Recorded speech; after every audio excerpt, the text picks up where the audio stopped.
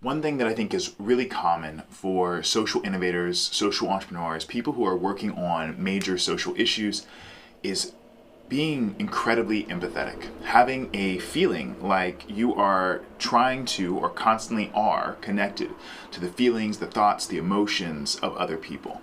It's something that I notice for those who are in this field. It's one of the reasons that they get into this field in the first place, and it's because they care so deeply about how other people are experiencing life that they want to help those who are suffering. One of the drawbacks, though, to that sort of experience can be feeling like sometimes I'm overly sensitive to the feelings, thoughts, needs of other people, or at least finding myself moved by what I perceive to be their emotions. And I say perceive to be because it doesn't actually take verification that those issues or those things that I think they're feeling, that they're actually feeling them. It only requires that I believe that they might be feeling them. And so as people approach this space of social entrepreneurship and those who are incredibly empathetic move into it, often they, we, I, all of us will experience a fear of disappointing someone else. And that fear, again, comes from a belief that we might not be meeting or living up to someone else's expectations, perhaps levied by small cues or nuances that come from those individuals, but other times out of only what we might perceive to be our own disappointment of those individuals. And it's something that we don't want to have, we don't want to create, and we want to figure out how to address. So I had an experience just yesterday where I confronted my fear of disappointment 3 times in one day.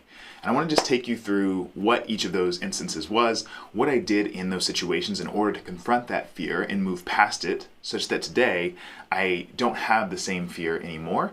And hopefully that can be helpful for you as you move along your journey as a social innovator and a social entrepreneur.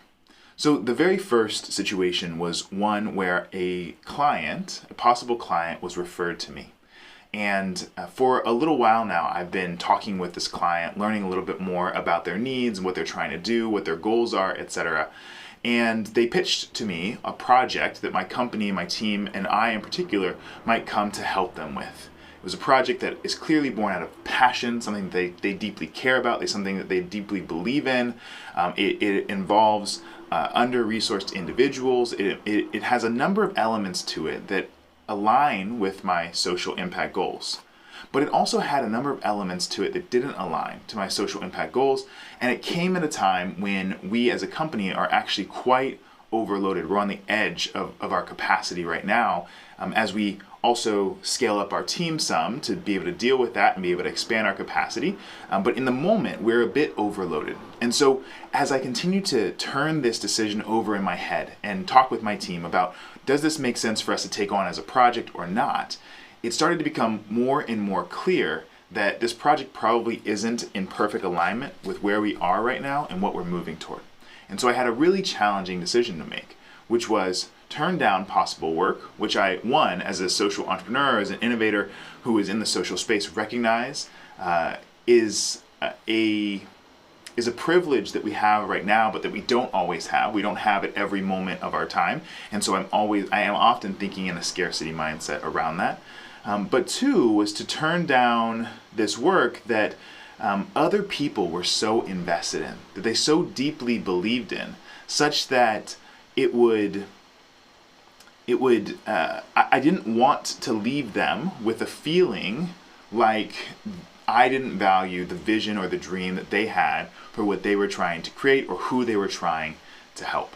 So there was an element associated with it there. There was also this other element simply of disappointment, of not wanting to disappoint someone that I had met who had come to get their hopes up in some ways, that I would be able to come and help them with an issue that mattered to them. But in the end, I ended up having to confront this fear of disappointment. And on this particular case, I had to ask myself a question. What is it that I can provide best to the world right now? Am I able to provide service for this organization, this additional organization right now? Or will doing so reduce the outcomes I can contribute to that organization as well as the others that I've already made commitments to? And the answer to that question came back as, if you take this additional project, it is likely that you will reduce your output across the board, and that because of its just sort of positionality and its scope being somewhat outside of where you need to be, that you might not also be as focused on that project inherently as you would like to be. And so I had to send this group a message. We had a meeting scheduled, and ahead of that meeting, I typed up a message. Sometimes, as an action item for you, typing up what you want to say can be easier than saying it in person, though I did offer the opportunity to meet in person and talk that through as well. I typed up an email simply letting them know, I am unfortunately not going to be able to take this project. We are not going to be able to take this project on right now. And one thing that I struggled with in this was saying something that was only a partial truth or saying the full truth. And I chose to go with the full truth, which was that both the project timeline is really challenging for us given where we are right now, but also the scope is somewhat outside of where we tend to focus. And so that makes it even harder for us to stretch toward this goal, right? And I wanted to put that in there just because I wanted to be as truthful and honest as possible, so that I could feel like I was in integrity with myself while I had that conversation. So in this first instance, really what it came down to was recognizing that disappointing someone else wasn't a bigger concern than disappointing them later, than shortchanging them on the project that they care so much about, on taking away that role that they wanted me to fill from someone who was really going to be able to dedicate themselves to it in the first place. That was the first realization, was sometimes you might have to disappoint people momentarily in order to do what is best for you and in the long run for them as well. Sometimes you need to disappoint people in order to do what is right in a given situation, and you always need to also listen to that authentic voice inside of you saying, this is what matters, this is what's important to you, this is where you want to put your focus and your priorities. And so that was how I dealt with situation number one. Situation number two was in association with that project. I had a friend who had referred that project onto me, and I think part of also what I was thinking about in the calculation of whether to take this project or not take this project was my friend, and how my friend would feel that if I chose to turn down this project that he had, sort of put my name forward for. And that was a challenging situation, and so what I did in that situation was I just reached out to my friend and sort of explained the situation there to deal with any feelings that might exist about that. The third situation was one that was unrelated to the first two. And this was one where my team is part of a super team collaboration with another firm or another two firms to do really meaningful social impact work. And I feel really blessed that we have the opportunity to work with these different organizations. But one thing has become clear the more that we've worked together is that we have similar outputs in what we do. We're a social impact design firm. They're a firm that also does design and social impact and community engagement. We do so many of the same things. We almost produce the same outcomes in a lot of situations, or we can produce those same outcomes. But what was clear is that we have different ways of working. We have different systems we've set up, we have different methods, and we have specifically different times when we're formal and then they're informal, and then sometimes it seems like it's the inverse. There are times where they're formal and we're informal. And so what I was sensing as my team has come in to be the lead on a number of projects that this other organization has brought in, I was sensing just the possibility that I might not be living up to the expectations of those that I was working with. And so I chose in this instance to lean into that situation and have a call. So I had a call and I just laid out on a post-it note before that the things that I was thinking about where I think we might have different ways of doing things. And I really specifically chose to emphasize, where am I right now in my process? The goal in this conversation was to give the rationale for why I'm acting the way that I'm acting, but to help us all focus in on the end outcome, the goal that we're trying to create. And by having that conversation, I think it did a few things. One, I think it clarified the commitment to the outcomes and the goals that we're trying to create. Two, I think it clarified that it's not a lack of commitment or lack of focus, it's simply a different work style. And I was able to talk through the specific details about why, on this particular item, for example, we don't send this ahead of time normally, and we don't do it because of this, or we haven't found it to be useful in this way. And then, the person I was talking to was able to say, well, we followed this model and we found that to be really useful. And we were able on a number of these points to find a center point, a middle ground that would be helpful for us to both feel comfortable moving forward, but also we were able to, I think, settle any tension, which I think did exist, was growing perhaps, unspoken tension between us. The person I was talking to had some feelings about how I might be interpreting, what they were doing, and I had some feelings as well about how they might be interpreting what I was doing. And so we were able to come to a better consensus, a better conclusion because of this. I guess I'll wrap all this up by saying that there are a few different ways, right, that you can deal with this fear of disappointing other people.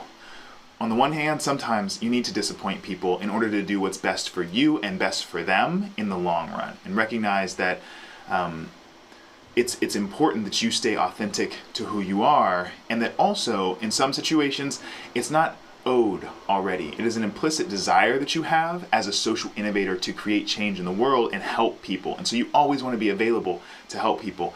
But if you haven't signed on, you haven't signed that contract, you haven't committed to doing that thing, you haven't said you're going to do all the X, Y, and Z, it's even clearer that at those times it's a good time to sort of bow out of that project or that work, have a clear conversation that may disappoint temporarily, but might be better for everyone in the long run.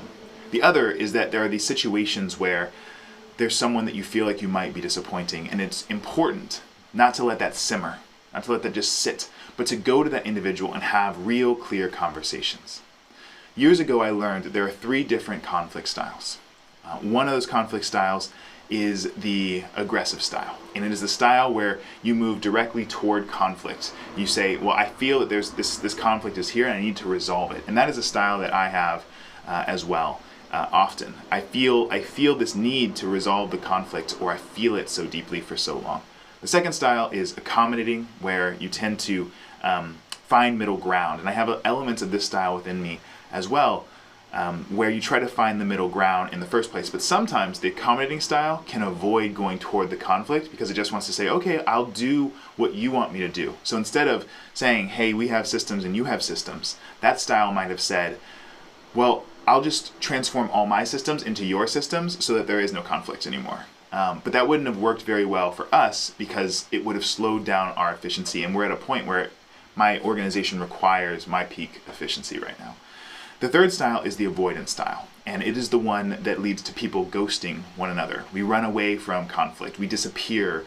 We don't close out the engagement in the first place. And the avoidance style also will let a tension simmer. Even if they're in the same presence with someone, they won't confront it. And there's good to this side, where at times, as an avoidant individual, you might allow for natural resolution to take place, for people to have realizations of their own.